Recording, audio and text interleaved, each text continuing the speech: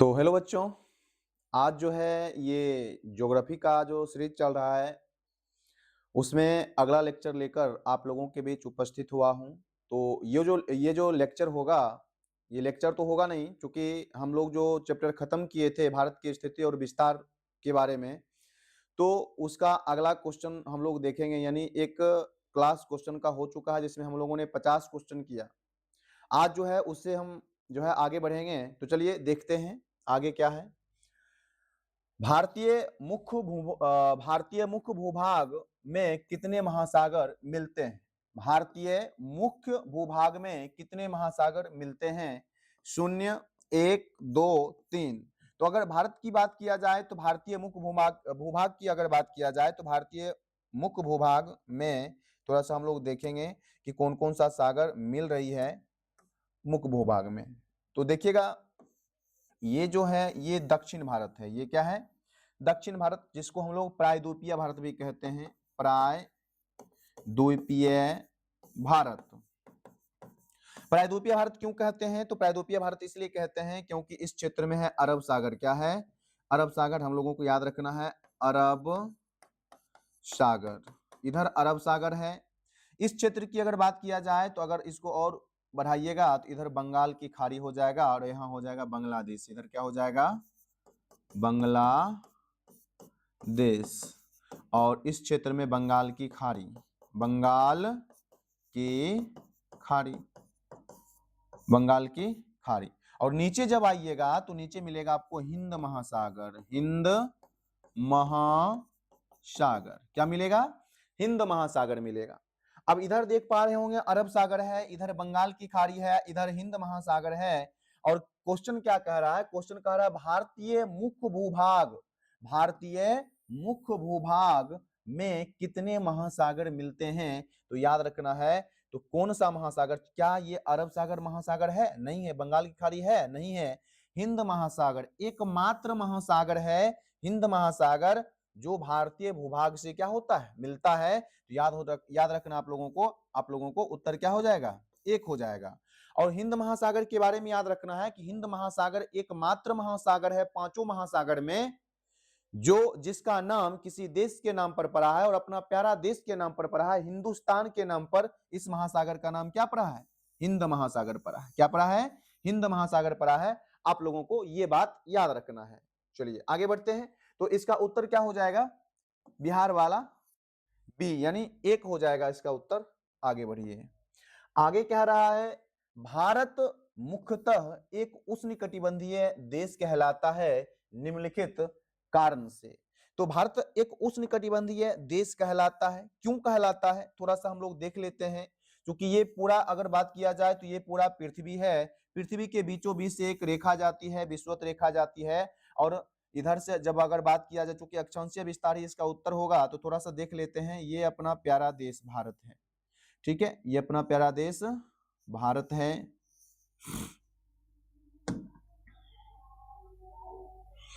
देख लीजिएगा भारत, भारत को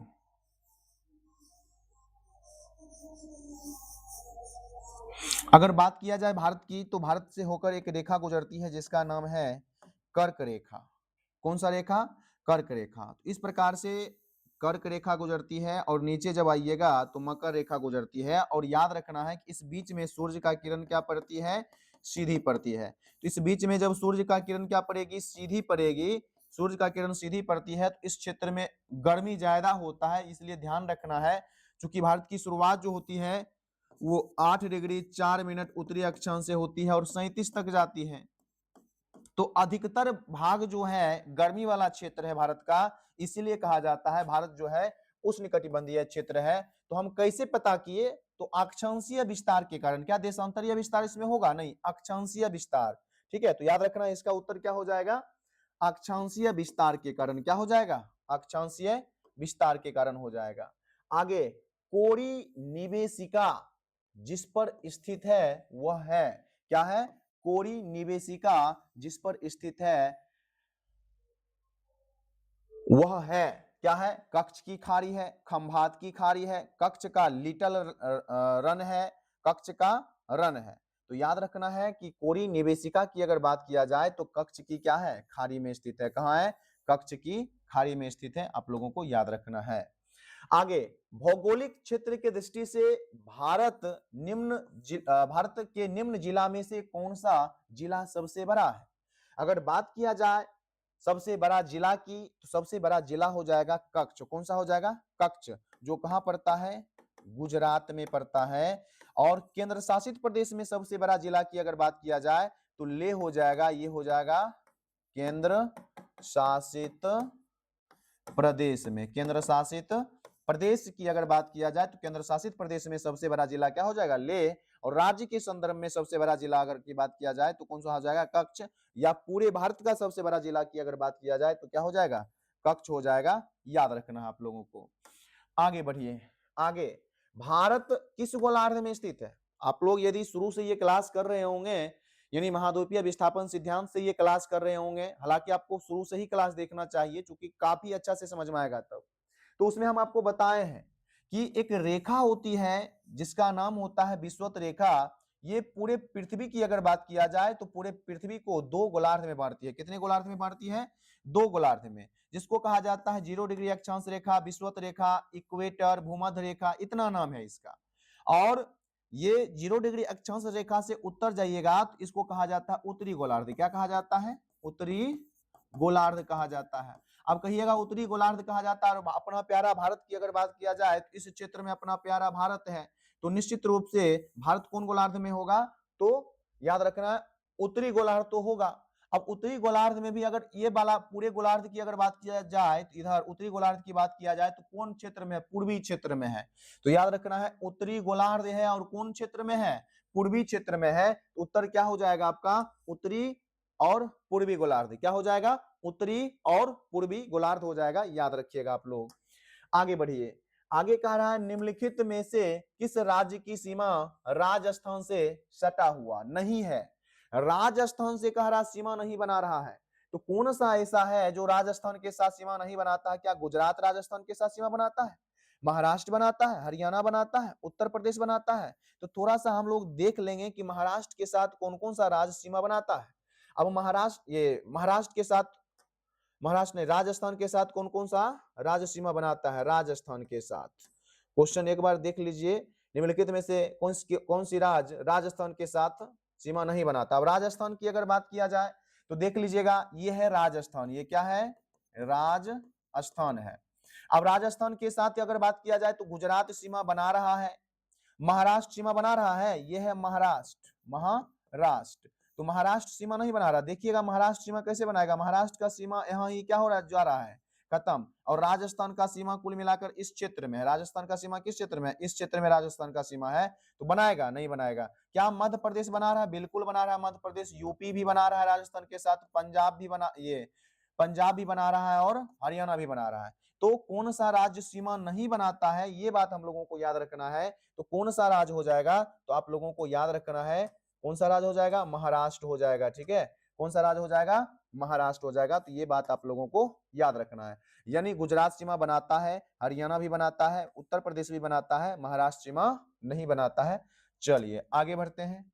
आगे, संघ शासित प्रदेश दादरा नगर हवेली भारत के निम्न में से किस राज्य में स्थित है। तो याद रखना है दादर नगर हवेली की अगर बात किया जाए, अब तो दादर नगर हवेली है, पहले अभी तो दादर नगर हवेली और दमन और द्वीप यानी चारों मिलाकर एक केंद्र शासित प्रदेश बना दिया गया है। पहले अलग अलग हुआ करता था। तो आप लोगों को ध्यान क्या रखना है कि दादर नगर हवेली की अगर बात किया जाए तो दादर नगर हवेली की अगर बात किया जाए तो यह हो जाएगा आपको गुजरात और महाराष्ट्र। क्या हो जाएगा, गुजरात और महाराष्ट्र। गुजरात में और महाराष्ट्र में है कौन, दादर नगर हवेली। याद रखना आप लोगों को। आगे बढ़िएगा। निम्नलिखित में से कौन सा राज्य पहले नेफा के नाम से जाना जाता था, पहले नेफा के नाम से। तो नेफा के नाम से अगर बात किया जाए अरुणाचल प्रदेश की, तो अरुणाचल प्रदेश 1972 से पहले किस नाम से जाना जाता था, तो नेफा के नाम से जाना जाता था। किस नाम से, नेफा। यानी अरुणाचल प्रदेश इसका क्या हो जाएगा, उत्तर हो जाएगा। क्या हो जाएगा, अरुणाचल प्रदेश इसका उत्तर हो जाएगा। आप लोगों को यह बात याद रखना है। आगे, निम्नलिखित राज्यों में से कौन से उत्तर प्रदेश के सीमावर्ती है? पंजाब, राजस्थान, छत्तीसगढ़, झारखंड। नीचे दिए गए कूट का प्रयोग करें और सही उत्तर चुनिए। कह रहा है क्या? तो कह रहा है उत्तर प्रदेश के साथ। तो हम लोग को पहले से पता है कि उत्तर प्रदेश के साथ कुल 8 राज्य सीमा बनाता है। कितने राज्य सीमा बनाता है? 8 राज्य सीमा बनाता है। तो उत्तर प्रदेश के साथ यदि 8 राज्य सीमा बनाता है तो कौन सा राज्य सीमा बनाता है उसको हम लोग को क्या करना है? देखना है उत्तर प्रदेश के साथ। तो चलिए हम उत्तर प्रदेश के साथ 8 राज्य सीमा बनाने वाला राज्य देख लेते हैं। तो ये जो है पूरा उत्तर प्रदेश है। देखिएगा ये उत्तर प्रदेश है, ये क्या है? उत्तर प्रदेश। अब हम देखेंगे कि उत्तर प्रदेश के साथ जो है क्या उत्तराखंड सीमा बनाता है? बनाता है बिल्कुल। हरियाणा बना रहा है, हिमाचल प्रदेश सबसे छोटा सीमा बना रहा है, फिर राजस्थान भी बना रहा है, फिर एमपी भी बना रहा है, उसके पश्चात छत्तीसगढ़ भी बना रहा है, फिर झारखंड भी बना रहा है, फिर बिहार भी बना रहा है। यानी 1 2 3 4 5 6 7 8 8 ऐसे राज्य हैं जो उत्तर प्रदेश के साथ क्या बना रहा है? सीमा बना रहा है। हम लोगों को चुनना है कि कौन सा राज्य सीमा नहीं बना रहा है, कौन सा राज्य सीमा नहीं बना रहा है, उसी को चुनना है। तो याद रखना है पंजाब बना रहा है। देखिएगा पंजाब इस क्षेत्र में है। पंजाब कहाँ है? इस क्षेत्र में। बताइए कि पंजाब क्या सीमा बना रहा है?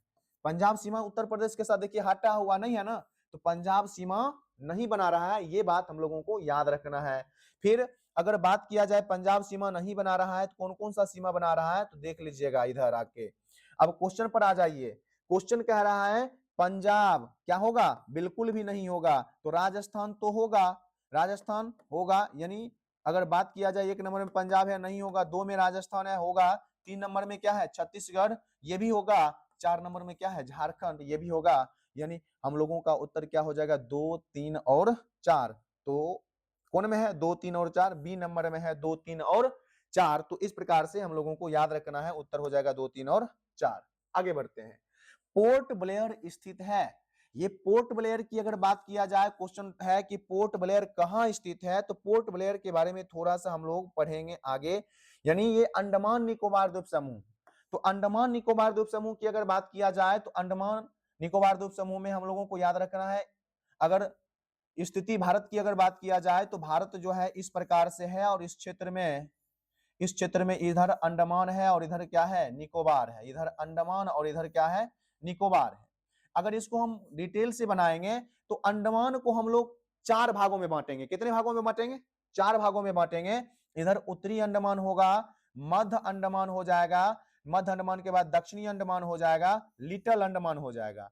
ये पूरा का पूरा अगर बात किया जाए तो पूरा का पूरा अंडमान कहलाता है। इसको क्या बोलेंगे? उत्तरी अंडमान। उत्तरी अंडमान कहेंगे। इसको क्या बोलेंगे? मध्य अंडमान बोलेंगे। मध्य अंडमान बोलेंगे। इसको क्या बोलेंगे? दक्षिणी अंडमान बोलेंगे। इसको क्या बोलेंगे हम लोग? इसको बोलेंगे हम लोग लिटिल अंडमान। लिटिल अंडमान बोलेंगे।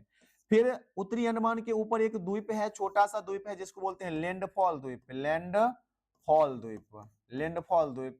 ये भारत का सबसे उत्तरी क्या है? द्वीप है। याद रखना अंडमान निकोबार द्वीप समूह का सबसे उत्तरी द्वीप है लैंडफॉल। फिर नीचे आइएगा तो आपको मिलेगा क्या? कार निकोबार।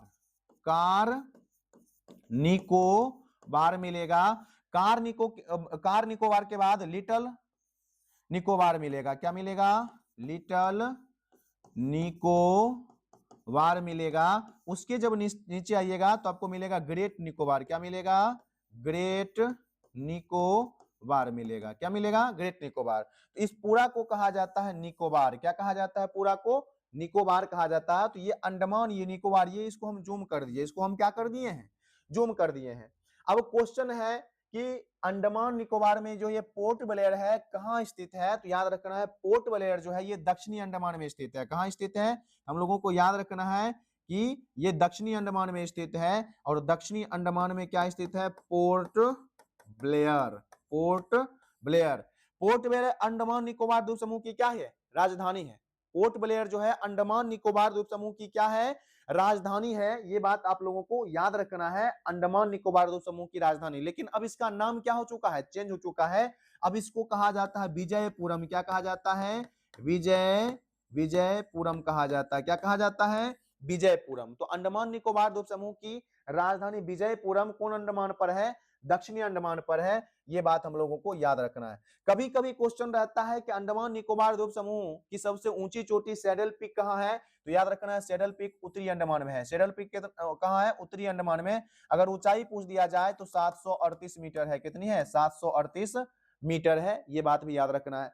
इसमें भी पूछ देगा कि अंडमान निकोबार द्वीप समूह की सबसे बड़ी जो है द्वीप कौन सा है? तो याद रखना अंडमान निकोबार द्वीप समूह की सबसे बड़ी द्वीप कौन सा है? मध्य अंडमान है। याद रखना है।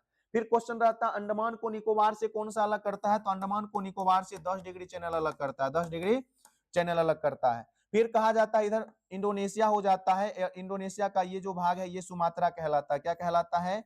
सुमात्रा। सुमात्रा। तो याद रखना है कि इंडोनेशिया के सुमात्रा को ग्रेट निकोबार से कौन सा अलग करता है? तो 6 डिग्री चैनल अलग करता है। कौन सा? 6 डिग्री चैनल। फिर क्वेश्चन रहता है कि संपूर्ण भारत का दक्षिणतम बिंदु कहाँ है?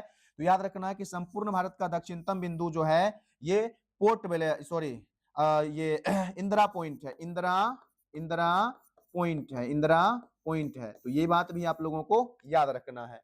विषुवत रेखा से भारत का सबसे नजदीक नजदीक वाला जो बिंदु है वो कौन सा है? इंदिरा पॉइंट ही है। ये सब बात याद रखना है। अब इसका उत्तर आप लोग बता दीजिएगा। उत्तर क्या हो जाएगा? दक्षिणी अंडमान हो जाएगा।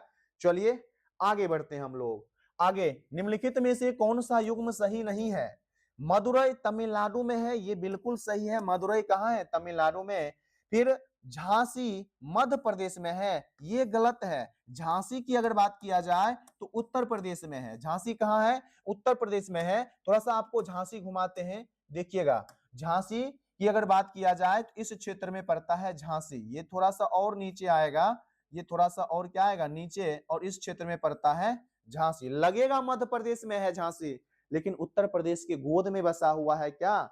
झांसी। तो ये बात आप लोगों को याद रखना है। तो बताइए झांसी कहाँ होगा? तो याद रखना है कहाँ होगा? मध्य प्रदेश में नहीं होगा। क्या होगा? उत्तर प्रदेश में होगा। कह रहा सही नहीं है तो कौन हो जाएगा? यही हो जाएगा। हरिद्वार उत्तराखंड में है। अलवर राजस्थान में। अलवर एनसीआर के अंतर्गत आता है। बताए थे एनसीआर के अंतर्गत राजस्थान की अगर बात किया जाए तो राजस्थान का 2 जिला आता है। एक अलवर है, एक क्या है? भरतपुर है। एक अलवर है, एक भरतपुर है। फिर कहिएगा एनसीआर 69वां संविधान संशोधन 1992 ईस्वी को हुआ था, जिसमें कुल मिलाकर 24 राज्य, उस समय तो 22 था, दो बाद में बढ़ा तो कितना हो गया? 24। तो अभी एनसीआर के अंतर्गत कितना? 24 जिला आता है। याद रखना आप लोगों को। कौन सा राज्य उत्तरी पूर्वी कौन सा राज्य उत्तरी पूर्वी राज्य के 7 वाहिनी का भाग नहीं है? अब उत्तर पूर्वी राज्य की अगर बात किया जाए तो उत्तर पूर्वी राज्य में 7 वाहन में कौन कौन आता है उसको भी हम लोग को थोड़ा सा देखना पड़ेगा कि 7 राज्य कौन कौन सा है। तो उत्तर पूर्वी में अगर बात किया जाए तो ये जो है ये क्या है? तो ये है असम। ये क्या है? असम। और याद रखना है असम के साथ जो है अरुणाचल प्रदेश सीमा बनाता है। कौन सा बनाता है? अरुणाचल प्रदेश सीमा बनाता है। याद रखना आप लोगों को। कौन सा? अरुणाचल प्रदेश। तो ये है अरुणाचल प्रदेश, 7 सिस्टर में आ जाएगा। इधर आइएगा तो मिलेगा आपको नागालैंड। नागालैंड मिलेगा। इधर आइएगा तो मणिपुर मिलेगा। इधर आइएगा मिजोरम मिलेगा। फिर इधर आइएगा त्रिपुरा मिलेगा। त्रिपुरा मिलेगा। इधर आ जाइएगा मेघालय मिलेगा। मेघालय। तो 7 सिस्टर इसलिए कहा जाता है 7 राज्य। अरुणाचल प्रदेश 1, नागालैंड 2, मणिपुर 3, मिजोरम 4, त्रिपुरा 5, मेघालय 6 और एक असम तो है ही ASAM। यानी कुल मिलाकर असम की अगर बात किया जाए तो ये असम 7। यानी कुल मिलाकर अगर बात किया जाए तो 7 सिस्टर में क्या राज्य? 7 राज्य। क्या राज्य? 7 राज्य है। आप लोगों को क्या करना है? ये बात याद रखना है। फिर कह रहा है कि कौन सा नहीं आता है, तो आपको लगेगा कि पश्चिम बंगाल भी आएगा 7 सिस्टर में, सटा हुआ है। नहीं, बिल्कुल भी नहीं। तो याद रखना पश्चिम बंगाल 7 सिस्टर के अंतर्गत नहीं आता है। यही बात हम लोगों को क्या करना था? याद रखना था कि 7 सिस्टर में कौन सा राज्य नहीं आता है? तो पश्चिम बंगाल राज्य नहीं आता। तो उत्तर इसका क्या हो जाएगा? पश्चिम बंगाल। मेघालय आता है, अरुणाचल प्रदेश, त्रिपुरा सब आता है। आगे बढ़ते हैं। यहां तक में कोई दिक्कत? यदि आपको वीडियो अच्छा लग रहा है तो निश्चित रूप से आप वीडियो को शेयर कर दीजिएगा, जिससे कुछ सब्सक्राइबर और बढ़ जाए और चैनल और थोड़ा सा क्या हो? ग्रोथ हो। क्योंकि शुरुआती दौर में काफी मेहनत करना पड़ता है, इसलिए आप लोग का सहयोग बहुत जरूरी है। ठीक है, तो आगे बढ़ते हैं। भारत प्राचीन सुपर महाद्वीप गोंडवाना लैंड का भाग था। इसमें वर्तमान समय का निम्न भूभाग शामिल था। तो गोंडवाना लैंड का भूभाग था, तो गोंडवाना लैंड थोड़ा सा समझिएगा, ये पहला क्लास का ही क्वेश्चन है। प्राचीन काल में पूरा महादेश यानी सातों महादेश एक स्थल खंड के रूप में था, जिसे क्या कहा जाता था? पेंजिया। क्या कहा जाता था? पेंजिया कहा जाता था। पेंजिया के चारों तरफ जो जलीय क्षेत्र हुआ करता था उसे क्या कहा जाता था? उसे कहा जाता था पेंथालासा। क्या कहा जाता था? पेंथालासा कहा जाता था। ये बात याद रखिएगा। पेंजिया कितने भागों में टूटता है? दो भागों में, अंगारा लैंड, गोंडवाना लैंड। उत्तर की ओर जाता है उसे अंगारा लैंड कहा जाता है, जो दक्षिण की ओर आता है उसे गोंडवाना लैंड कहा जाता है। गोंडवाना लैंड कहा जाता है, आप लोगों को याद रखना है। गोंडवाना लैंड, अंगारा लैंड के टूटने से अगर बात किया जाए तो उत्तरी अमेरिका का निर्माण हो जाता है, यूरोप एशिया का निर्माण हो जाता है, याद रखना है। और गोंडवाना लैंड के टूटने से किसका निर्माण हो जाता है? ये दक्षिणी अमेरिका का निर्माण हो जाता है, फिर अफ्रीका का निर्माण हो जाता है, इधर ऑस्ट्रेलिया और इधर अंटार्कटिका का निर्माण हो जाता है। तो क्वेश्चन क्या पूछ रहा है? क्वेश्चन पूछ रहा है कि प्राचीन गोंडवाना लैंड का जो है कौन कौन सा भूभाग है? तो दक्षिणी अमेरिका हो जाएगा, अफ्रीका हो जाएगा, ऑस्ट्रेलिया हो जाएगा। तो बताइए इनमें से क्या हो जाएगा? तो इनमें से क्या हो जाएगा? सभी हो जाएगा, याद रखना है। तो 62 का उत्तर क्या हो जाएगा? इनमें सभी। आगे, भारत के किस प्रदेश की सीमाएं तीन देशों क्रमशः नेपाल, भूटान और चीन से लगता है? तो नेपाल, भूटान और चीन से लगेगा। तो थोड़ा सा आप हम लोग देख लेंगे कि इधर वाला भाग मान लेते हैं कि ये नेपाल, भूटान और चीन से लगता है। तो देखिएगा ये नेपाल है, ये वाला भाग भूटान है, और ऊपर क्या है? चीन है। इधर क्या है? चीन है। इधर क्या है? नेपाल है। और इधर क्या है? भूटान है। और आपको पता है कि ये क्या है? तो ये सिक्किम है। ये क्या है? सिक्किम है। क्या है? सिक्किम। तो निश्चित रूप से आप लोगों को पता चल गया होगा कि जो है सिक्किम ही एक ऐसा राज्य है जिसकी सीमा नेपाल से, भूटान से और चीन से लगती है। आगे बढ़ते हैं। कौन सा महत्वपूर्ण अक्षांश भारत को दो बराबर भाग में विभाजित करती है? तो यदि भारत की बात किया जाए तो भारत को दो बराबर भाग में विभाजित करने वाली जो रेखा है उसे कहा जाता है 23.5 डिग्री उत्तरी अक्षांश रेखा, यानी कर्क रेखा। 23.5 डिग्री उत्तरी अक्षांश रेखा को क्या कहा जाता है? कर्क रेखा कहा जाता है, जो भारत के कुल कितने राज्य से होकर गुजरती है? तो याद रखना है, भारत के कुल 8 राज्य से होकर गुजरती है। भारत के कुल कितने राज्य से होकर गुजरती है? 8 राज्य से। वो 8 राज्य का ट्रिक भी आप लोगों को बताए हुए हैं। गरम छाछ पे तृप्ति मिलेगी, गरम छाछ पे तृप्ति मिलेगी। तो याद रखना है। तो कौन कौन सा हो जाएगा? तो याद रखना है ये गुजरात, राजस्थान, मध्य प्रदेश, छत्तीसगढ़, मिजोरम, त्रिपुरा और मिजोरम। तो याद रखना है ये जो रेखा है इसको कहा जाता है कर्क रेखा। 23.5 डिग्री उत्तरी अक्षांश रेखा को ही क्या कहा जाता है? कर्क रेखा। क्या कहा जाता है? कर्क रेखा। गुजरात, राजस्थान, मध्य प्रदेश, छत्तीसगढ़, झारखंड, पश्चिम बंगाल, त्रिपुरा और मिजोरम, ये इतने राज्य से होकर, यानी कितना राज्य? 8 राज्य से होकर गुजरती है। तो आप लोगों को याद रखना है। तो इसका उत्तर आप लोग अब बता दीजिएगा क्या हो जाएगा? 23.5 डिग्री दक्षिण, 23.5 डिग्री उत्तर, तो हो जाएगा 23.5 डिग्री उत्तर हो जाएगा। तो यदि आप लोग समझ पा रहे हैं तो फटाफट लाइक भी कर दिया कीजिए। आगे, तमिलनाडु व आंध्र प्रदेश के तट का नाम। अब बात आया तट का, तो हम तट को पूरा जान लेंगे। क्या करेंगे? तट को पूरा जान लेंगे। देखिएगा ये प्रायद्वीपीय भारत है, और प्रायद्वीपीय भारत की अगर बात किया जाए तो प्रायद्वीपीय भारत में 2 तट है। कितना तट है? 2 तट है। हम लोगों को याद रखना है, इसको कहा जाता है पश्चिमी तट। इसको क्या कहा जाता है? पश्चिमी तट। पश्चिमी तट कहा जाता है। तट। इसको क्या कहा जाता है? पूर्वी तट कहा जाता है। तो 2 तट है, याद रखना है। इधर अगर बात किया जाए गुजरात की, तो गुजरात इधर वाला जो क्षेत्र है यहाँ दमन तक। कहां तक? दमन तक, दमन। और इधर से अगर बात किया जाए तो गुजरात में अगर ले लीजिएगा तो सूरत ले लीजिए। क्या ले लीजिएगा? सूरत ले लीजिएगा। इस क्षेत्र को कहा जाता है काठियावाड़ तट, काठियावाड़ तट कहा जाता है। दमन से अगर बात किया जाए तो दमन से गोवा तक के क्षेत्र को, गोवा तक के क्षेत्र को कहा जाता है मालाबार तट, सॉरी कोंकण तट, क्या कहा जाता है, कोंकण तट कहा जाता है। फिर गोवा से कर्नाटक के मंगलुरु तक के तट को कहा जाता है कन्नड़ तट, क्या कहा जाता है, कन्नड़ तट कहा जाता है। और मंगलुरु से कन्याकुमारी तक के क्षेत्र को कहा जाता है, जो है इसको क्या कहा जाता है, तो इसको कहा जाता है मालाबार तट, क्या कहा जाता है, मालाबार तट। तो याद रखना है कहां से कहां तक की हम बात किए, तो सूरत से दमन तक काठियावाड़ तट, दमन से गोवा के बीच के तट को कोंकण तट, गोवा से मंगलुरु के तट को कन्नड़ तट, और मंगलुरु से कन्याकुमारी के तट को क्या कहा जाता है, क्या कहा जाता है, कन्याकुमारी, कन्याकुमारी के तट को कहा जाता है मालाबार तट। ठीक उसी प्रकार से यदि इसको भी बांटा जाएगा तो याद रखना है इस क्षेत्र में है स्वर्ण रेखा नदी, स्वर्ण रेखा नदी, स्वर्ण रेखा नदी से लेकर महानदी तक, महानदी की अगर बात की जाए तो इस क्षेत्र को क्या कहा जाता है, तो इस क्षेत्र को कहा जाता है उत्कल तट, उत्कल तट, उत्कल तट। महानदी से कृष्णा नदी के बीच के तट को कहा जाता है उत्तरी सरकार, ठीक है। और कृष्णा नदी से लेकर कन्याकुमारी के तट को कहा जाता है कोरोमंडल तट, कोरोमंडल तट कहा जाता है। तो यही तट है, इतना आप लोगों को याद रखना है।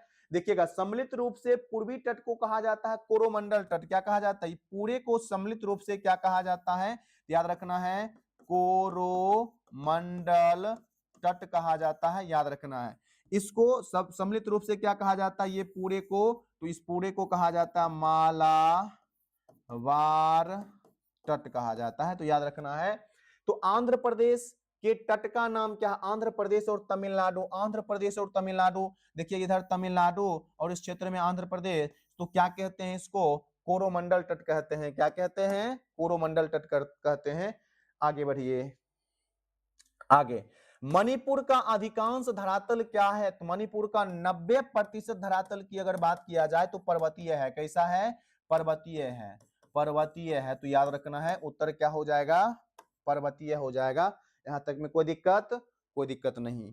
आगे बढ़िए, निम्न में से कौन सा मिलान सही नहीं है, दार्जिलिंग पश्चिम बंगाल में है, बिल्कुल है, दार्जिलिंग पश्चिम बंगाल में है, पर्यटन स्थल भी है ये, तो सही है। माउंट आबू राजस्थान में है, बिल्कुल है, माउंट आबू क्या है, राजस्थान में है। आप लोग याद रखिएगा कि जो है ये प्यारा भारत है, इस क्षेत्र में अगर बात किया जाए तो इधर राजस्थान है, और राजस्थान में एक पर्वत है जिसका नाम है अरावली पर्वत, अरावली। इस प्रकार से अरावली गुजरात के पालनपुर से शुरू होती है, कहां से, गुजरात के पालनपुर से शुरू होती है, और गुजरात के पालनपुर से शुरू होकर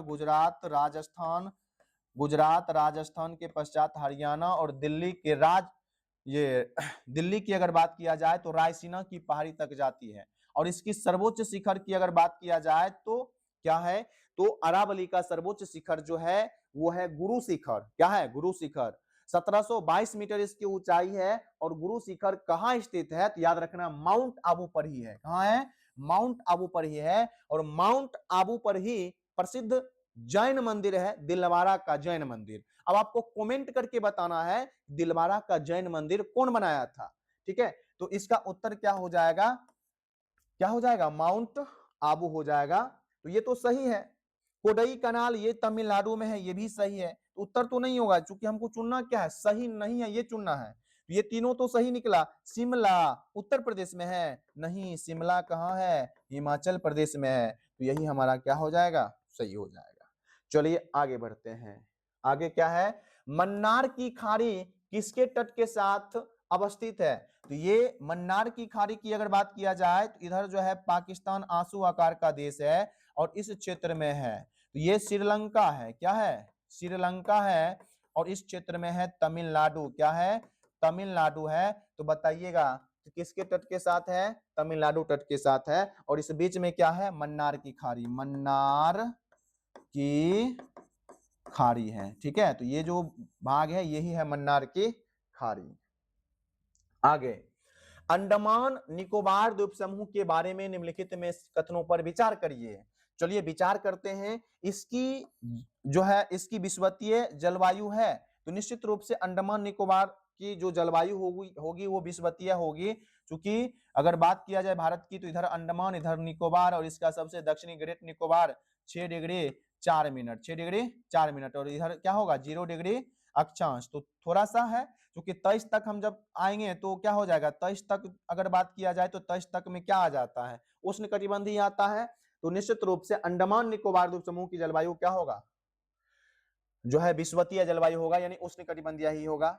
आगे, भारत में यह एकमात्र स्थान है जहां ज्वालामुखी अवस्थित है, तो निश्चित रूप से अंडमान निकोबार की अगर बात किया जाए तो अंडमान और निकोबार में दो ज्वालामुखी है, एक बैरन है, क्या है, बैरन है, और एक है नारकोंडम है, नारकोंडम है, ठीक है, जिसमें एकमात्र ज्वालामुखी बैरन है जो सक्रिय है, जो क्या है, सक्रिय है। तो याद रखना है, सक्रिय ज्वालामुखी है। फिर कहिएगा नारकोंडम क्या है, तो सुसुप्त या प्रसुप्त ज्वालामुखी है। आप लोगों को याद रखना, कभी कभी इससे ज्वालामुखी निकलता है, लेकिन बैरन जो ज्वालामुखी है वो क्या है, सक्रिय है। ये कथन भी आपका क्या है, जो है यानी सही है, ठीक है, ये भी क्या है, सही है। तो यानी कथन 1 और कथन 2 तो सही हो गया। भारत में यह एकमात्र स्थान है जहां प्रवाल संसतर पाया जाता है, बिल्कुल गलत है। याद रखना है कि एकमात्र नहीं, ये है ही नहीं। ये अगर बात किया जाए अंडमान निकोबार द्वीप समूह का, तो ये प्रवाल से नहीं बना है, ये जो है हिमालय का हिस्सा है। ये किसका हिस्सा है, हिमालय का हिस्सा है। आप लोगों को याद रखना है कि कैसे ये हिमालय का हिस्सा है, थोड़ा इसको मिटाते हैं। देखिएगा, हिमालय का हिस्सा हम इसलिए बता रहे हैं, जानिएगा, शायद आप लोग नहीं जानते होंगे कैसे है हिमालय का हिस्सा। तो देखिएगा, ये भारत के उत्तर की अगर बात किया जाए तो भारत के उत्तर में इस प्रकार से अगर बात किया जाए, तो इस प्रकार से अगर बात किया जाए, भारत के उत्तर में विशाल क्या है, हिमालय है। भारत के उत्तर में विशाल हिमालय है। अब इस प्रकार से हिमालय मोड़ लेती है और दक्षिण की ओर क्या होती है, मुड़ जाती है, दक्षिण की ओर क्या होती है, मुड़ जाती है। देखिएगा, इस क्षेत्र में हिमालय इस प्रकार से आती है, एक मिनट, इस प्रकार से आती है और दक्षिण की ओर क्या होती है, मोड़ लेती है। दक्षिण की ओर क्या लेती है, मोड़ लेती है हिमालय, और दक्षिण की ओर मोड़ लेती है। यहाँ पर डाफला, मिरी, अबोर, मिसमी, पटकईवुम, नागा, मिजो, नागा, मणिपुरी, मिजो पहाड़ी, और फिर नीचे आ जाएगी, और इस क्षेत्र में अंडमान, और इस क्षेत्र में क्या हो जाएगा, निकोबार हो जाएगा। तो ध्यान रखना है, ये अंडमान निकोबार द्वीप समूह जो है ये हिमालय का हिस्सा है। ये किसका हिस्सा है, हिमालय का हिस्सा है, और हिमालय का ऐसा हिस्सा है जो समुद्र से क्या है, समुद्र यानी जल से ऊपर उठा हुआ, यानी हिमालय का शीर्ष भाग है। ये किसका, कैसा, शीर्ष भाग है हिमालय का, जो जल से क्या हो चुका है, उठ चुका है। तो ये बताइए, क्या प्रवाल जीव से बना है, बिल्कुल भी नहीं बना हुआ है, ये हिमालय का हिस्सा है। तो ये क्या हो जाएगा, गलत। अब कहिएगा प्रवाल जीव से क्या बना है, तो याद रखना प्रवाल जीव से बना है लक्षद्वीप। क्या बना है, लक्षद्वीप, ठीक है, लक्षद्वीप, ये बात याद रखना है आप लोगों को। तो बताइए, उपयुक्त कथनों में से कौन सा से सही है? तो बताइए कौन हो जाएगा, तो 1 और 2 हो जाएगा, 1 और 2 हो जाएगा। कोई है ऑप्शन, तो बिहार वाला बी, 1 और 2 हो जाएगा, क्या इसका उत्तर हो जाएगा। चलिए आगे बढ़ते हैं। आगे, निम्नलिखित में से कौन सा युग्म सुमेलित नहीं है? कोयली गुजरात सही है, कोयली कहाँ है, गुजरात में है, याद रखना है। नागपट्टनम आंध्र प्रदेश में है। नागपट्टनम की अगर बात किया जाए तो नागपट्टनम आंध्र प्रदेश में, नागपट्टनम तमिलनाडु में है। नागपट्टनम क्या है, तमिलनाडु में है। मुमालीगढ़ असम में है, सही है। मनाली की अगर बात किया जाए, मनाली की अगर बात किया जाए तो ये भी तमिलनाडु में है, ये भी सही है। तो इसका उत्तर क्या हो जाएगा, नागपट्टनम हो जाएगा, आप लोगों को याद रखना है। आगे, निम्नलिखित में से किस देश की, निम्नलिखित में से किस देश की, अरे निम्नलिखित में से किस देश की, अब थोड़ा सा दिया मच्छर मेहनत करवा हमको, बड़ा ही परेशान करता है जी। यहाँ से हाँ, आगे बढ़िए बढ़िए, 73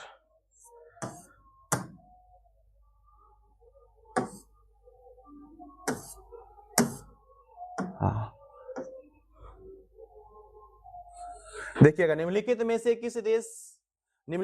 किस देश की भारत के साथ सबसे लंबी स्थलीय सीमा है? तो सबसे लंबी स्थलीय सीमा वाला देश क्या है? बांग्लादेश 4096 किलोमीटर, 4096 किलोमीटर आप लोगों को याद रखना है। पाकिस्तान 3300 कितना, 3323 किलोमीटर, कितना है? 3323 किलोमीटर। नेपाल 1751 किलोमीटर बनाती है। चीन 3488 किलोमीटर सीमा बनाती है। ध्यान रखिएगा ये सब बात आप लोग। आगे बढ़ते हैं। आगे, निम्नलिखित राज्य में से कौन सा राज्य बांग्लादेश से अपनी सीमा नहीं बनाती है? तो बांग्लादेश के साथ सीमा बनाने के लिए क्या नागालैंड आएगा जी? नहीं, असम बनाएगा। मेघालय तो बनाता ही है, मिजोरम भी बनाता है, नागालैंड तो उधर है। यानी अगर पूर्वोत्तर के राज्य की बात किया जाए तो पूर्वोत्तर के राज्य में इधर की अगर बात किया जाए तो देखिएगा, इधर अरुणाचल प्रदेश हो जाएगा, फिर इधर नागालैंड, फिर इधर मणिपुर, इधर मिजोरम, इधर त्रिपुरा और ये बांग्लादेश। तो बताइए यहाँ जाएगा सीमा बनाने के लिए, तो बीच वाला कहाँ गया? असम। तो बिल्कुल ये बीच में असम है, तो नागालैंड कभी भी नहीं बनाएगा सीमा, याद रखना आप लोगों को। आगे, भारत तथा पाकिस्तान के बीच सीमा निर्धारित की गई थी डुरंड रेखा द्वारा, मैकमोहन रेखा के द्वारा, मैंगीनोट रेखा के द्वारा, रेड क्लिफ रेखा के द्वारा। यदि भारत और पाकिस्तान के बीच सीमा निर्धारित की गई थी, तो सीमा जो निर्धारित किया गया था वो कौन सा? तो रेड क्लिफ रेखा के द्वारा। कहिएगा कब निर्धारित किया गया? तो ये प्रकाश में आया था 17 अगस्त को। 17 अगस्त को। भले 1947 ईस्वी को हमारा देश आजाद हो गया, लेकिन ये प्रकाश में कब आया था? 17 अगस्त को। कहिएगा कौन खींचा था? तो नाम से ही लग रहा होगा, sir Cyril red Cliff, sir Cyril red Cliff के द्वारा खींचा गया था। फिर मैंगीनोट रेखा जर्मनी और फ्रांस के बीच है। किसके किसके बीच है? जर्मनी और तथा फ्रांस के बीच है। किसके बीच है? जर्मनी तथा फ्रांस के बीच है। मैकमोहन रेखा की अगर बात किया जाए तो चीन और किसके बीच? भारत के बीच है। फिर डुरंड रेखा की अगर बात किया जाए तो डुरंड रेखा जो है अफगानिस्तान और पाकिस्तान के बीच है। कहिएगा इसका निर्धारण कब किया गया था? तो 1896 ईस्वी में निर्धारित किया गया था सर हेनरी डुरंड के द्वारा। किसके द्वारा? सर हेनरी डुरंड के द्वारा निर्धारित किया गया था। फिर आगे अगर बात किया जाए चीन और भारत के बीच जो मैकमोहन रेखा है, इसका निर्धारण 1914 ईस्वी में किया गया था। कौन किया था? मैकमोहन, सर हेनरी मैकमोहन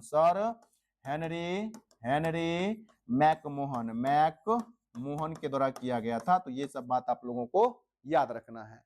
तो उम्मीद करते हैं आप लोगों को ये डिस्कशन काफी अच्छा लगा होगा। यदि आपको अच्छा लगा है तो निश्चित रूप से आपका काम है, मात्र 5 सब्सक्राइबर आप बढ़ाइए मेरा। यदि ये चैनल ग्रोथ करता है तो निश्चित रूप से हम ऐसा ऐसा कंटेंट डालेंगे। यदि आप हमारा सहयोग करते हैं तो हम अनेक सब्जेक्ट यानी हिस्ट्री लाएंगे, एंशिएंट हिस्ट्री लाएंगे, मेडिएवल लाएंगे, मॉडर्न लाएंगे, इकोनॉमिक्स लाएंगे, यानी सब सब्जेक्ट लाएंगे। यदि मेरा मेहनत आपको अच्छा लग रहा है तो आप चैनल को लाइक, शेयर और सब्सक्राइब जरूर करें। धन्यवाद। Good night.